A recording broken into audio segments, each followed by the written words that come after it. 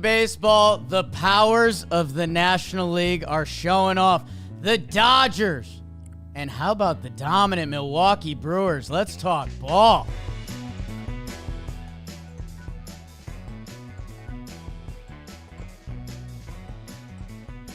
Throws up the fours.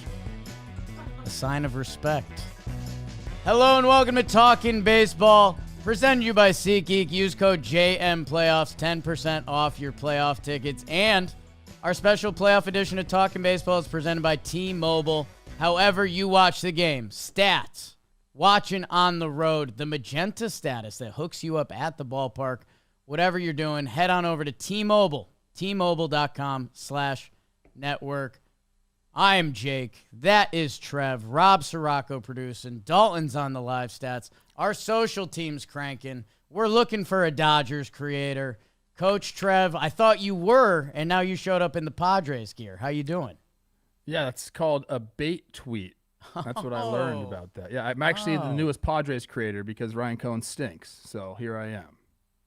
Just kidding. I do love Ryan. This is my coach's outfit. The first time I think you guys have seen me in my actual coach's outfit. I have a gator here so my neck doesn't get all red.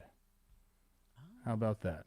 Threw a lot of BP today, watched a lot of baseball today. I'm excited to talk ball with you. At least I was excited to talk ball with you. We got in a little fight before the show. Yeah. A little transparency. You got to bottle up. This could be a real, we always say F or F. I'm hoping to F. You got to bottle up that energy. I think the Eagles just had their annual Jalen Hurts, Saquon, and A.J. Brown get together and have it out. That's how we're going to end the episode. Trev, an amazing... nothing early on in Philly, LA. Those lefty pitchers, they needed some righty mashers out there, people looking at the program. And then what looked like the Cubs could get out to that early playoff lead we talk about and change the narrative. It felt like the two teams that should have done opener or not done opener, they swapped. And then here we are later on. The National League powers look good. Let's go Cron Pod. That's what we do. Phillies fans would turn to Jesus as they'd hope Luzardo could shut down the Dodgers, who are starting to smell the repeat with Blake twirling it for LA. Fun game to watch if you like pitching. 6 innings, both southpaws allowed 0 earned runs and only 1 hit, but in the 7th, Freddie and Teoscar back-to-back. Orion belts a fastball, but Kike can't be stopped in any galaxy. Will Smith steps on stage and slaps one, and the Dodgers show hangs a 4 spot with Ohtani's RBI single. It's 4-1 in the 9th, but Dave Roberts is trying to steal outs with Blake.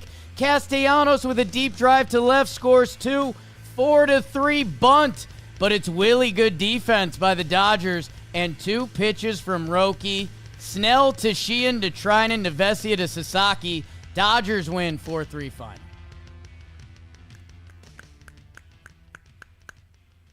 The standings of this series, Dodgers 2-0. Phillies 0-2. Both games at the bank. I guess because it is a team like the Dodgers who have, obviously a very good roster, you could see it, but my goodness, this is not what I expected out of this series. It's not, man. And I know they made it close there at the end, and we're going to get into the Dave Roberts decision, which is we've had some interesting managerial decisions so far this postseason. But the Dodgers, man, you're right. I guess we should start with the lefties because Blake Snell was filthy. He looks like he's as locked in as maybe he's ever been. I guess I can't say that. Didn't he have a season in 2018 where he was unhittable? He looks the same though. It's nasty. So much so that Chris Rose was texting me, "How do you hit Blake Snell's slider?" I have an answer for that. It's ridiculous. Everything comes out of his hand the same. That's why it's so difficult. And that pitch right there, that changeup. I know we talk a lot about the curveball, the slider, the changeup, having control of that as well. I mean, it was nasty. I believe there was one at bat. I think it was right there where he threw Trey Turner 4 in a row. And what are you going to do? It looks like a heater coming out of his hand. He doesn't. Sometimes pitchers, they'll get around the ball, or with that changeup, they choke it so much that you can see it out of the hand. But the way he grips these pitches, everything's coming out like a fastball, and then it's just not a fastball. And I mean, he was lights out, and obviously Luzardo no slouch either. But that was very, very impressive from Snell to go in there and have an outing like that. Yeah, it's just a certain level of unhittable that Blake Snell can provide, and we saw it in the World Series going back, 2020. We've seen it. His Cy Young years. Like, again, people have heard me frustrated on this program for how we treat Blake Snell, and remember his free agency where he basically got a 1-year contract with your Padres, where he just went out, shoved again, and then the Dodgers signed him, and everyone, like, I remember when that one dropped, and, like, I think the rest of the 29 teams gave a collective, like, oh,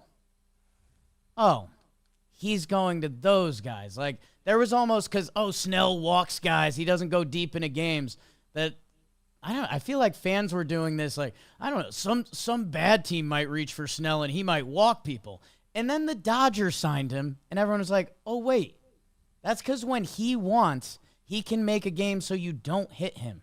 And that's what he did today. There was one hit. It was a broken bat. End of the bat, bloop in. And, yeah, I think the thing that ends up making this frustrating for Phillies fans, well, there's a lot of things that make this frustrating for Phillies fans. Luzardo went toe-to-toe with him, which good for him, man. He was his own level of nasty. Like, we're almost familiar with Snell. And his slider changeup. Like, he threw a 2-0 slider out of the zone that I forget who was against it, but it was one of those not desperation, but you're a hitter, Trev. Is like, okay, 2-0, he's looking a little wild. He's going to give me the fastball right here. I'm going to give my A swing. It was a slider out of the zone. And it's just like, wait, did he just trick me? Or is that effectively wild, or what is that? It doesn't matter because it's just been dominant since he's been in the league. They had a chance there in the bottom of the sixth. Harper comes up with 2 guys on, ends up striking out, which is, Jolly Olive had a tweet that got sent to our group chat about the Phillies stars and what they've done in the postseason, and it hasn't been great. And that was an example right there. And then you knew top of the 7th who was leading off. Your guy, Teo. Starts the rally off. Kike comes through, albeit like, a sawed-off ground ball. Easy. Doesn't matter. Like, he still gets the job done in that inning. And you felt like at that point, when they put up those runs and made it 4-0, you're like, okay, that's game. Now, it wasn't that, but it really felt that way. Here's the Kike ground ball, man. Trey made a nice play on this. Really nothing you can do. Throw could have been a little bit better towards the third base side of the bag, but, the way he had to manipulate his body right there is very, very difficult. It had to be perfect and wasn't, essentially. Yeah, I was interested to see how you would break down that play because it's on the first base side. It's a good effort that I don't know what level of you're like – I mean, this is a playoff series. Like, I guess if you're a Philly fan, how much should you be saying, like, hey, I got to have that? Rob, play that back for me if you can. I want to see where in relation to the mound he was. So he's coming in. It's such a slow hit ball. Yeah, I think he's trying to avoid going up the slope of the mound right there. So if he just carried his body, in where he was running, he would have hit the mound. But he had to kind of, like I said, manipulate the body a little bit, go more towards the third base side. And, I mean, look, yeah, he could have made that play. Right. With Trey no can doubt about make it. that play. He could have made that play. Not an easy play to make whatsoever. Throwing across your body, and he almost got him, man. But once that happened, you felt like the floodgates were going to open up, and they did a little bit there. But I guess that brings us to the Dodgers bullpen, and everyone's been telling me is going to be a problem. And I keep saying, I don't think it's going to be a problem. And it's been a problem, Jake. It has been. Man, I'll tell you, it was funky watching this one with Shelfie, your forgotten rotten teammate and big Phillies fan, because he was in an absolute pretzel. Because like you said, the Phillies stars didn't star, and these are guys that became Philly folklore legends. Schwarber, Harper, they go 0 for in this game. That they had a couple at bats there that if that goes different, things change a little bit. So Shelfie's sitting there and he's like, okay, I can't really be mad at those guys because those guys have given me a lot of really good memories.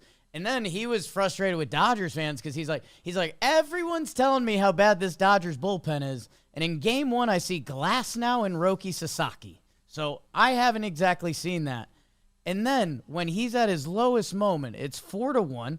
Like they get one off Emmett Sheehan, which is like, I don't know, they're like golf snaps. Okay, it's 4-1. Is this really going to mean they're going to go to Roki and he's going to shut it down and we're going to be sad again? They go to Trinan out of the bullpen and everyone lit up. Literally the Phillies, if you were watching the game, you're just like, he has not been the Blake Trinan from past years that we've talked about with the wicked slider and just unhittable when he wants to be. That they go, he doesn't record an out in this game, and then they goes to Vesia that, I don't know. I guess I want to go to the bunt, Trev, because I beforehand we were talking about the show, the testosterone was flying, and you're saying it's not a pure wheel play because Mookie should have been there earlier. Or I guess break down the bunt play for us. Well, I want to. Do we have the? I mean, he went pretty early. I thought in my mind when I saw it live, I thought he kind of waited there. Obviously, he was going to third base, but typically you start going even sooner than that on a wheel play because you want to make sure that you're there. I guess Castellanos is running, and that's the other point is because they don't put Bader on the IL base hit, they're in a pinch hit at bat, but they have to run for him, so they can't run for Castellanos. Any other time of the year with a regular roster, as soon as Castellanos, we didn't even talk about his double. You said it was a deep drive to left field. It was a John Boy blitzball swing, dude. A Joe's McFly blitzball swing. I couldn't believe my eyes when they did the replay. Yeah. I thought it was bad live, but they did the replay and it was a 3/4 swing. It was insane. Anyways, you pinch run for him.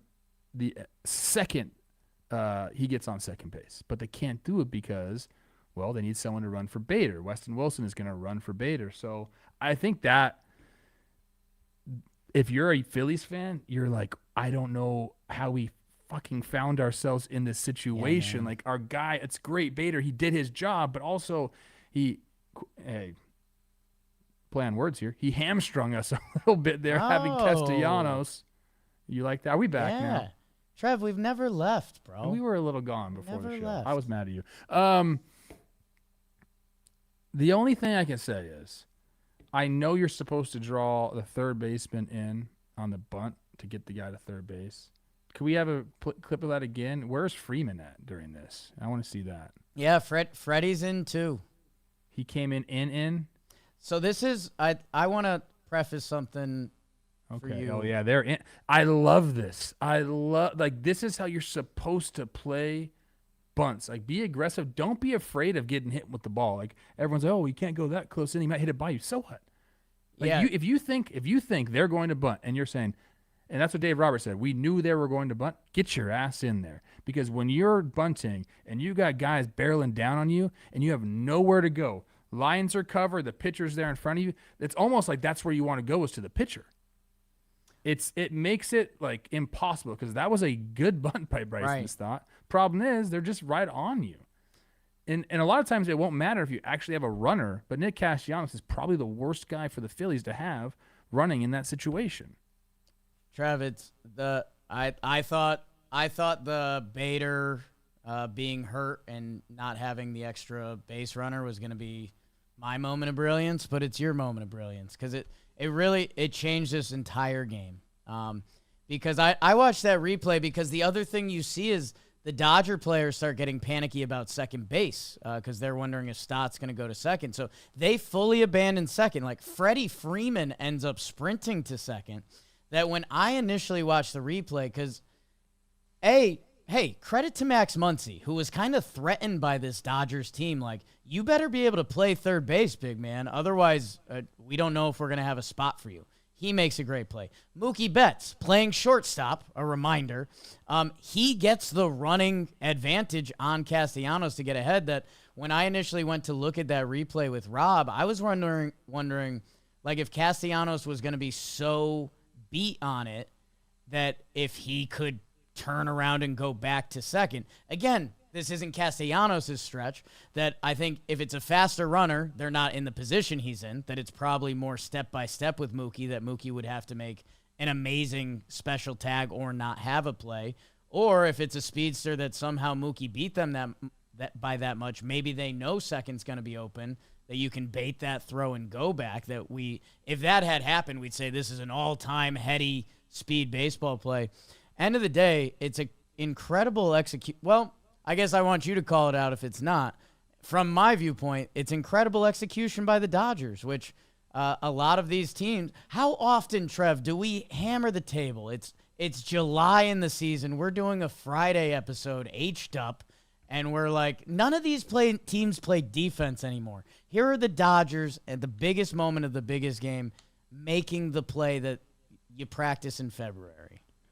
And I mean, it's incredible. I mean, this is, we talked about it last year in the World Series, them trying to play fundamentally sound baseball and doing so. And this is, I think, a little bit above and beyond fundamentally sound. I mean, this was an aggressive defensive play. And Freddie covering second base is great there. The other person that might have gotten there was a center fielder. I know he's probably playing no doubles. I have to look. He wasn't playing too far back, but he could also come in and try to get there as well. But no, it was perfectly executed. And we don't practice bunt plays, and they didn't practice this type of play, and maybe it's changed now. Like, guys don't grow up doing the wheel play, but like all these guys that are on the field, especially these veterans, they grew up, with 3 or 4 bunt plays. And then even in the minor leagues, and it's changed now. When you get to the big leagues, at least in my experience, this is what I experienced. Spring training, you practice first and third plays, and you practice bunt plays, and then all it went to shit, and you just threw to second base, or you held the ball on first and third, and then you got the out at first with a bunt play. That's all you did during the regular season, just to minimize mistakes. This was aggressive. It was beautiful, and maybe the only thing I can say that the Phillies didn't do right was maybe when they saw those guys crashing in, pull it back and say, I ain't bunting. I'm not bunting into this. Let me hit now. Because that would be the solution to that.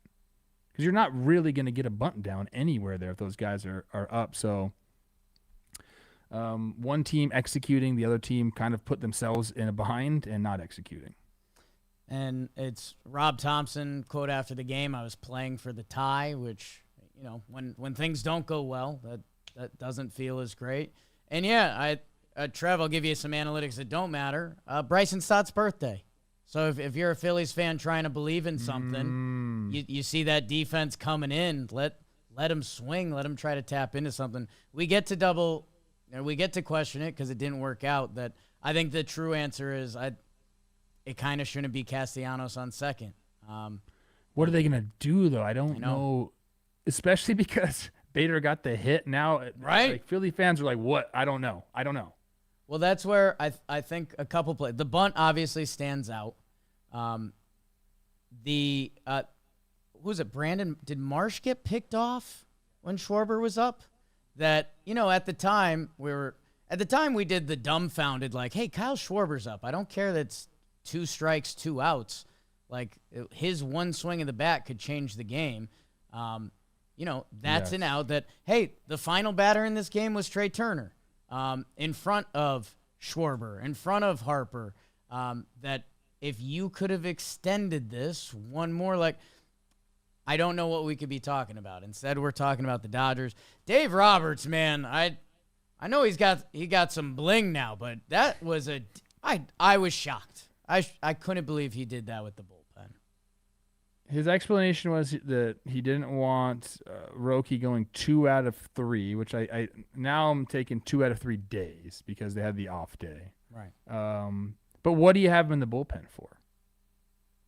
Like, if he's not going to bullpen for you, like the rest of those guys, they give him a day off and they're super charged up again. Like, if he's in that role, he's in that role. And you could say also, hey, I want to see if we can give Treinen the ball in the postseason.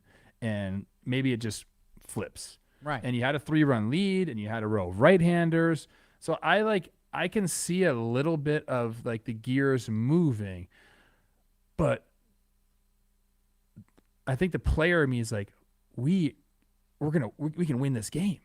Yeah. We got a 3-run lead. Let's put our best guy in there and go to 2-0 on these dudes and not even chance it. We've seen the bullpen flounder definitely in the second half of this year. Don't leave anything up for chance, man. And here's the other thing. Rocky's never come in with like to put a fire out. He's had a clean inning in. Right. So like not only could you have given him the clean inning with a 3-run lead, which is a much less pressure packed situation than what you put him in. You put him in there facing the batting champ, and like go get it, big guy. You got a 1-run lead now. So like, yeah, it was a head scratcher. I was on my way back from my practice. I had my phone going in my car. And I'm like, did I miss something on the broadcast? Did Roki get up and then like say he can't go tonight, or what the heck was going on? Turns out, no, it's just Dave. I don't know, man. Yeah, and that last throw, Tommy Edman chokes it a little bit, and Freddie Freeman with a nice pick. That I don't know, man. It's a sick little sport we like that.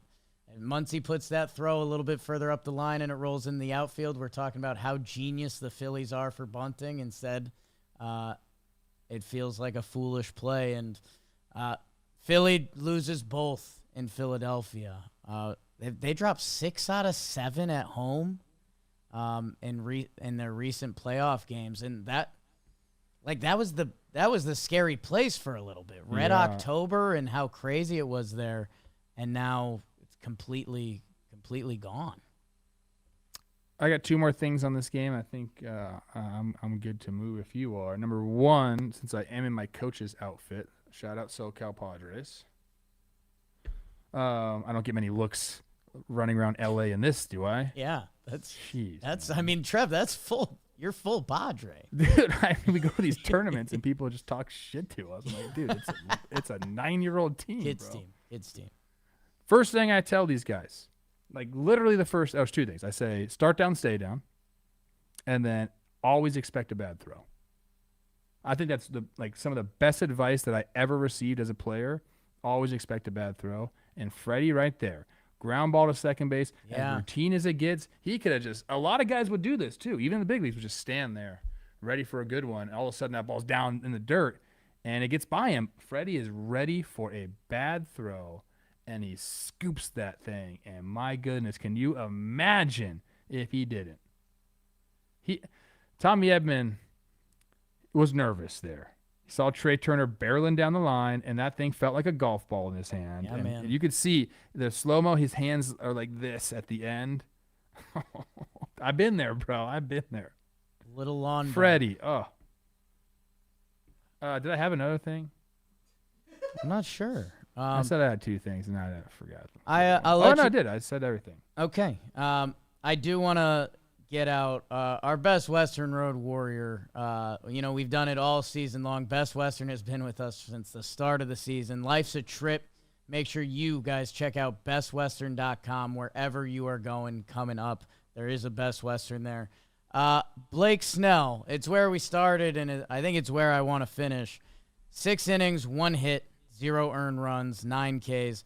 Third Dodgers pitcher to have 18 strikeouts and allow 2 earned runs or fewer in their first 2 playoff starts. Sandy Koufax, Clayton Kershaw, Blake Snell. The other one that's just insane to me, Snell now has 4 career postseason outings with 9+ strikeouts and no more than 2 hits allowed. That's the most by any pitcher in postseason history. And again, twice was a free agent. Twice your team could have went for him. Twice they didn't. Except Was he I guess really?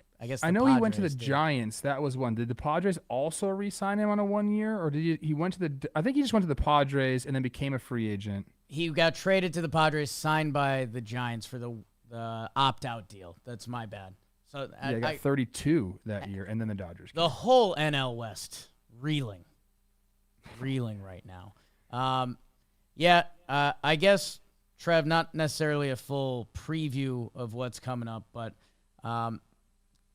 Game 3, it's Nola with Suarez maybe following. Suarez, I think he got hit by a line drive. Shelfie's pretty convinced he's banged up and not sure where he's at.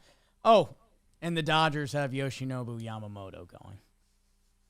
With Glasnow and Ohtani backing him up in the next after that. I mean, that's. I think I remember what else I was going to say about this. I'm getting sad now because I love this Phillies team maybe more than anybody. Oh. Like I got a little taste of this Phillies team in my last hurrah. Like I was with these guys. And I know I like them, and I like Trey Turner, one of my favorite players. Shout out, investor, great. Like I love Bryce Harper. You know I love JT Realmuto. I think he's one of the hottest guys in the sport. Yeah. Max Kepler's there. Like this is an awesome team, dude. Talk about the pitching. I love this team, and you mentioned like they're not winning at home in the postseason, and it seems like the chance for all these guys to be together and win is shrinking.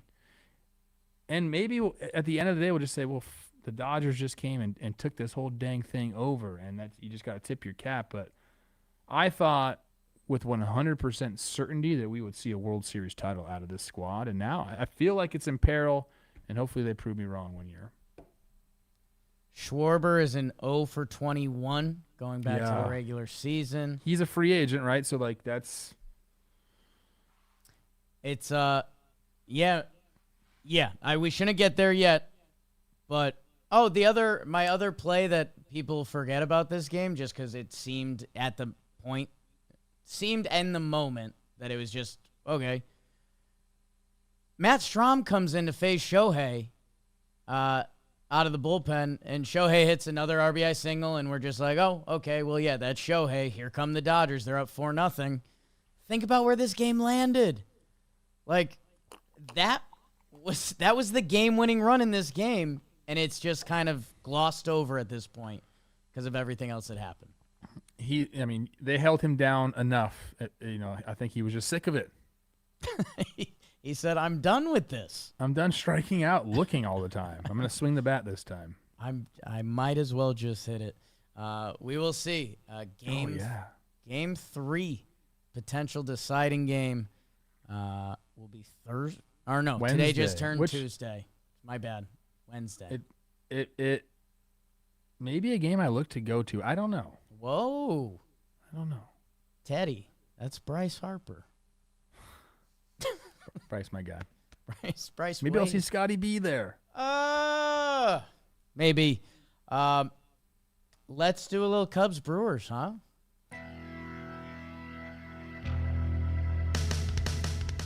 Which Shota would show up for Chicago with Imanaga hoping to sober up the beer makers? Mysterious bullpen day for a manager that likes to keep warm food in his pockets. Top 1.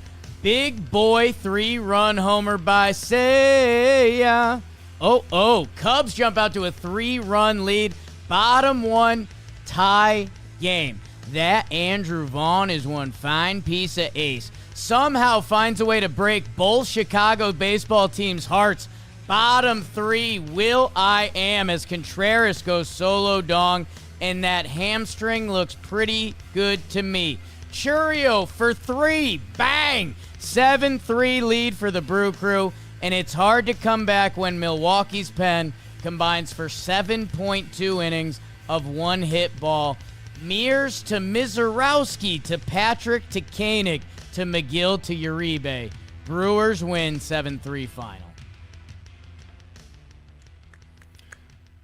Standings in this one, Brewers 2-0. Cubs 0-2. Didn't see this one coming, Pop. I said that for the Dodgers, Phillies. I thought this was going to be a very, very competitive series, and it just hasn't been. That was my other peace offering for you and me, Trev. I took the standings out at the end of my burn. I traditionally have them in there, but we're good. We're good. I love you. I love you so much. Man. We've been through a lot. We've seen it all. People forget the RV. We never showered together, like in a clubhouse or anything. We can change that. You can bet on that. We ever will, though, Pop. Oh, we can shower together. Let's get into the game. Let's get into it with the DraftKings Sportsbook, America's #1 sportsbook. That sounds pretty good. Everyone we work with is #1. How do you like that? Football season is rolling. Bet a touchdown. If it hits, that's good. They've got live betting. We're live betting some of the playoff games. I get in the pitch speed mix sometimes. Got to be careful. There's a lot of pitches in a baseball game. But if you're a new customer and you bet just $5 and your bet wins, you get $200 in bonus bets instantly. So download the DraftKings Sportsbook app and use code JMBaseball. That's code JMBaseball. Turn $5 into $200 in bonus bet if your bet wins. In partnership with DraftKings, the crown is yours. Where do you start, Coach? If the Cubs fans and the Cubs in general could just like pause this show in the top of the first, it'd be happy. Everyone would be so stoked. Yeah. We got a lead again. All right, things are going to be good today. And then the Brewers are just so mean. Just snatching it back and not even wasting any time. That's the most disrespectful part of all of this, is you didn't even let the Cubs fans enjoy a 3-run lead because Andrew freaking Vaughn. And we talked about him a ton during the regular season as he came over there and really changed everything. Went down and like fixed some things in his swing, but during the postseason to do it too, what a find for the Brewers, man. Crazy. Like unbelievable. What a beautiful swing. I think that was a 3-2 pitch, if I'm not mistaken. Shota tries to spin one up there, and he just goes majestic. That thing must have been a 40-degree launch angle up in the air forever, and fooled the cameraman a little bit right there because it got out even further than he thought, and all of a sudden it's a brand new ball game. And if you're a Cubs fan, you're like, oh my God, like what happened? Yeah, man, it's insane. And Trev, you bring up David Popkins a lot on this show, who is the man credited for a lot of the Blue Jays turning around their hitting season. And we've talked about how good the Brewers org is. And, we've got a lot of baseball people around this company. If you said who are the best organizations in baseball, our top 10 list, everyone would probably have the same 7-8 teams on there. And the Brewers, I mean, look what they've done with their pitching. How many names does the average fan know in the Brewers bullpen? Well, they've been nasty for a decade now. Yeah. And it's been different names. They've started tapping into a different starting pitcher every year. Hey, Chad Patrick, he got an inning today. And now, Trev, if they've figured out this final missing thing, tapping into Andrew Vaughn and getting the production they've got out of him. Trev, there's a weird baseball side to you and me that I think we're like, hey, where's the juicy series right now? Where's especially the NL. The NL I think we have one in the AL. We have one 1-1 series that I do want to. I have to Chris Rose you at the end of this and say which 0-2 team has the best chance of making it happen. But I don't know. You're right. When the Cubs came out and hit that home run, Seiya, 3-0, it was kind of like, all right, let's fire it up in the Midwest. Sorry, my Nordic accent leaked out there. And now here we are, the Brewers. In a way, it almost stings worse. Like we went up 3-0, and then they just put up 7 and shut us out. I mean, I think they didn't score any runs after that. After the first inning, they get shut out. I mean, that's not a great formula there. So I think a lot of the credit clearly has to go to the Brewers bullpen and Murphy finding the right lanes and them just having dogs and Jacob Mizorowski acting like a little kid out there in the best way possible. I'm not talking down about him. I'm just saying, like, he's acting like a little kid out there. Like, his celebrations are hilarious, dude. Like, this is hilarious right here. That's literally... Like, that is what my team does on the field when something good happens. I'm like, guys, relax a little bit. Especially the pitcher keeping it, running the whole way by himself. That's pretty Little League. It's pretty Little League, but it works because you eliminate a throw right there. But, I mean, I saw some of his first 10 pitches were over 100 miles an hour. It's all heaters. He acts like a little leaguer, but he blows cheese. And you know what? they had a quote from Murphy saying like he hasn't even learned to pitch yet, and that's the scary part. No. Yeah, man, and I still don't know how to fully process this, but yeah, Mizorowski comes in. We've got 103s. I think we had a 104 on the scoreboard. Yes. Palencia's pitching for the Cubs on the other side. Here's your 101, and it's, the state of baseball that we've talked about a lot. It feels wild. And, yeah, he had that big adrenaline dump, which my guy Jom always tracks that with relievers. Mizorowski, obviously not your average reliever, and almost maybe him dumping some adrenaline was a good thing so he could sit at 100 and throw strikes. But, yeah, he looked great, which that changes the Brewers formula, right? Like we came in not knowing if Mizorowski was going to be a go-to guy for them or kind of out of the mix for his second-half results, and now – he looks like one of the worst guys you'd want to see coming out of the bullpen. I hope he is a starter because I think we've seen this a couple times now. Like Aaron Ashby was supposed to be the Brewers' next big thing, right? Starter-wise. Yeah. And now we find him in the bullpen. I want Miz to be a starter. Like I want him to figure it out. You're talking about Palencia throwing 100 up there. Jackson Trio doesn't care. Does not care. Doesn't care. And I thought he was going to be sitting out this game.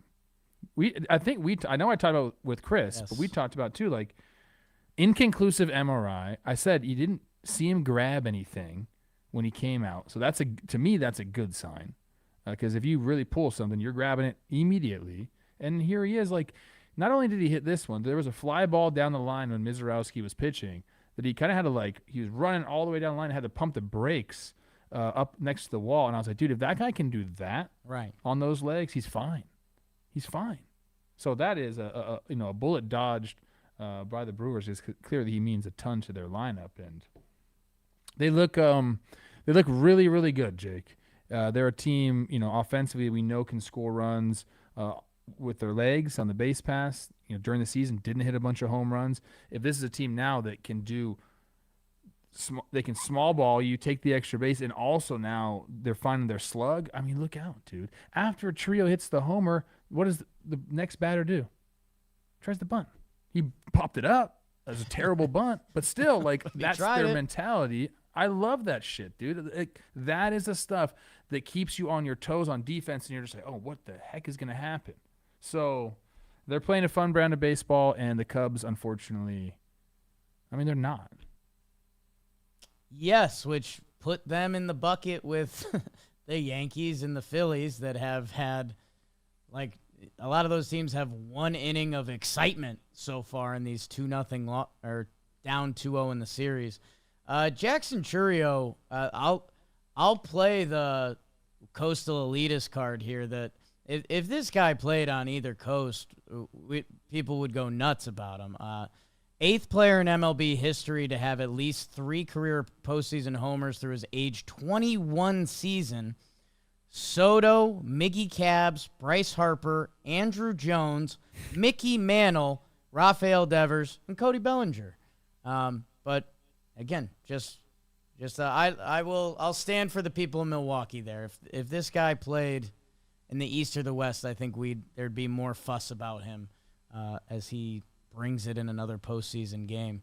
And yeah, the other thing that was just making me laugh when I was watching this game, I was surprised they didn't go with Quinn Priester. I don't know if there's something there. They have him lined up for Game 3 now. But I had the openers reversed in this game. I thought the Brewers were just going to – Quinn Priester had a pretty nice year. I thought they would let him start. And then Shota, last game they used the opener, which I like that you called Craig Counsell out on having the utmost confidence in him, except not the first 3 hitters of the game.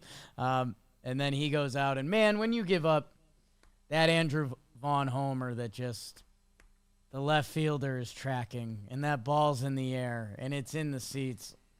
It's not how the game really works because it's not over, but, God, it certainly felt over. 39-degree launch angle for that Vaughn one, so not 40. Thank you. I guess when I talked about pausing the game after the top of the first, you could actually go into the bottom of the first with 2 outs. You get 2 strikeouts to start the game for Shota, and then 2-out knock. 2-out knock. Yeah. That is just – I will say this about the Cubs team. Okay. We're seeing a stripped down version of what we saw early in the season. So when PCA was going off, they looked like a different team. Yeah. When Cade Horton was going off, they looked like a different team. PCA has not been able to find it. I know we've seen a little bit of a mechanical adjustment out of him in these playoffs. He's spread out, trying to make contact, still ain't working. Like he's gonna have to go into the season and change some things. Like he's gonna come home, he's gonna say, wow, like, hey, pretty damn good season. Right. But the way overall, yes, but he's gonna come home disappointed. He's gonna come home disappointed unless they come back from this deficit and go in the playoffs and whatever. But like in general, when you end that way, the way that he ended, like that's all you can think about. So he's going to come back. He's going to make adjustments. He's going to have to figure that out. And he's realized now that, hey, man, like this is a very tough league. They have a ton of info on me, and it is my turn to, like, I'm up. Ball's in my court. I got to make the move. But, you know, him struggling and no Cade Horton, this team looks completely different.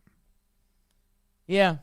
And Cubs are 2-17 with runners in scoring position this postseason. That's not good.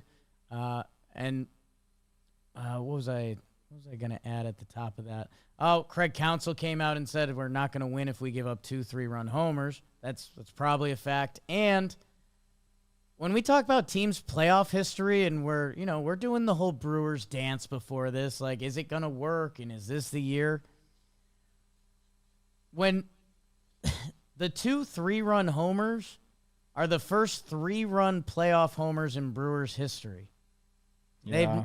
Milwaukee fans had never seen their team hit a 3-run or 4-run homer in the postseason.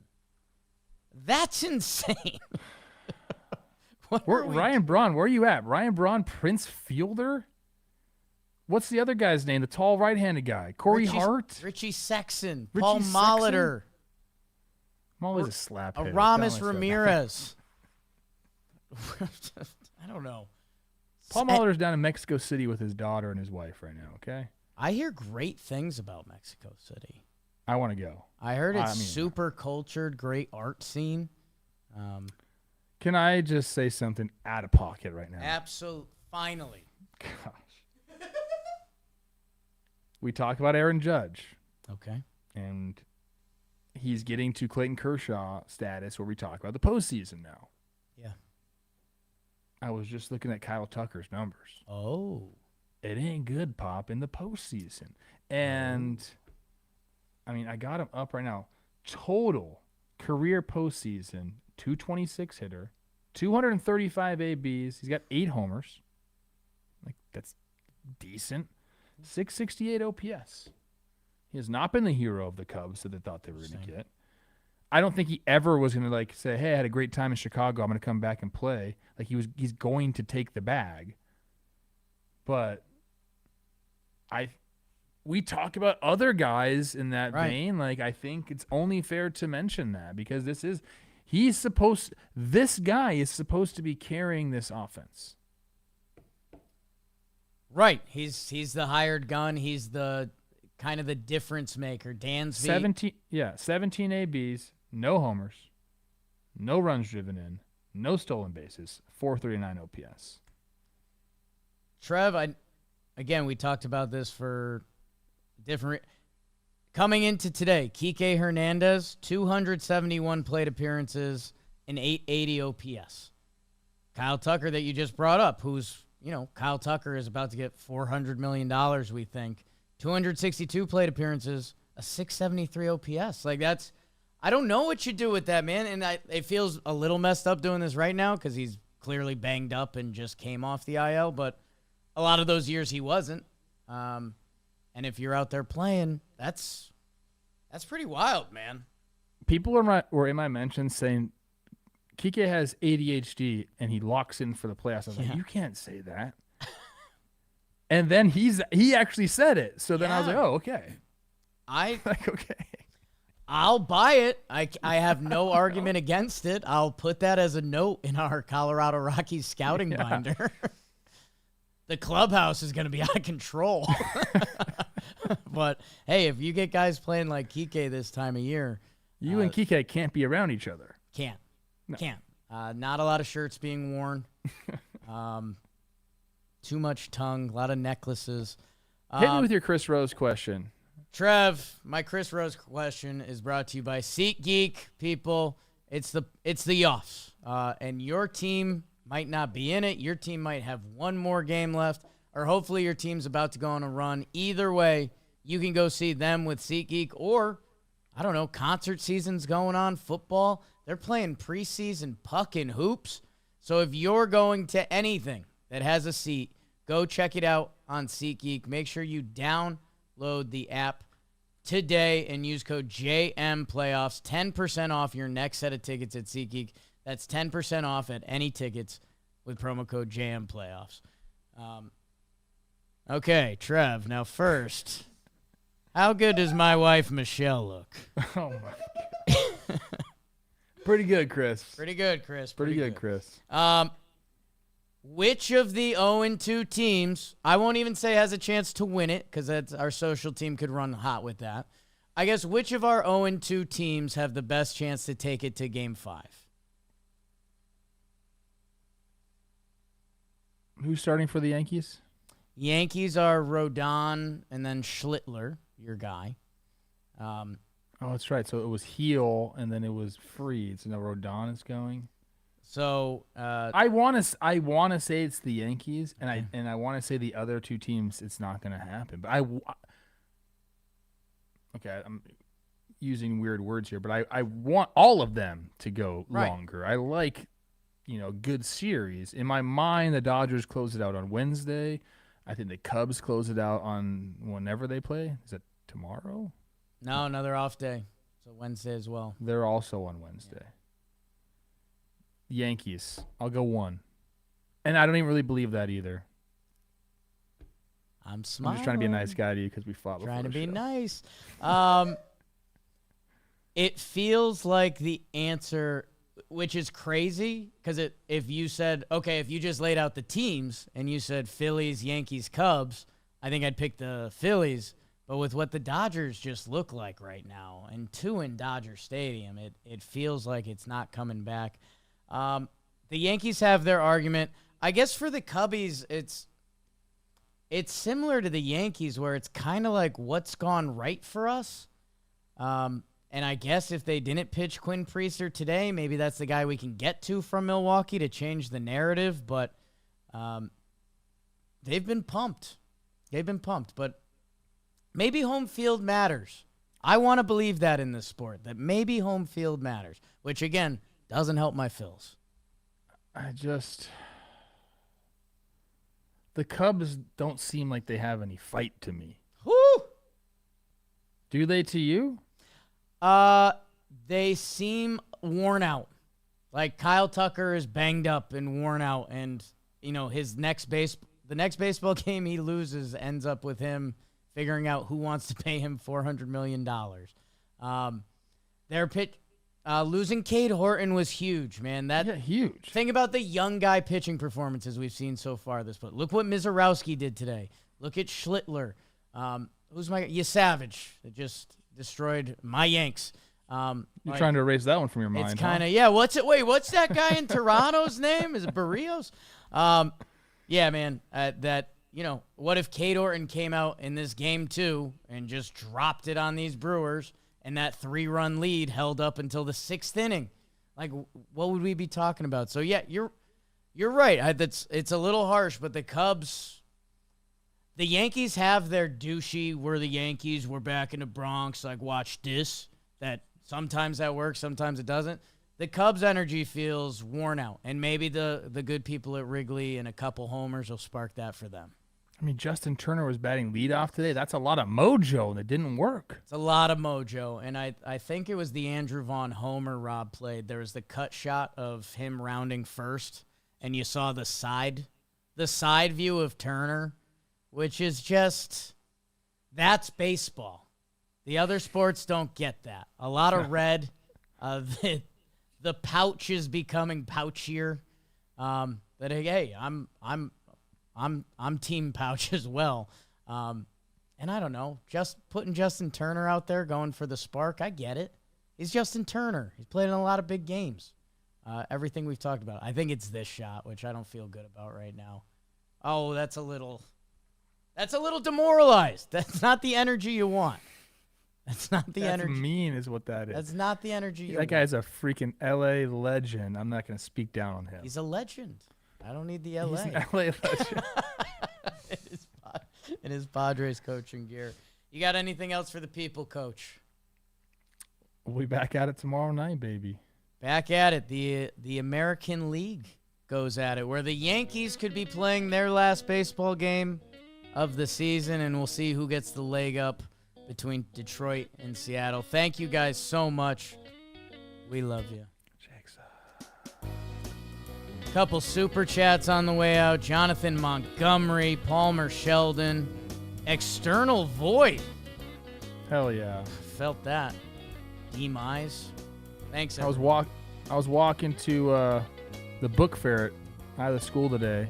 I hear, hey, Ploof, Joe Ryan in a black car coming into my neighborhood. Wow.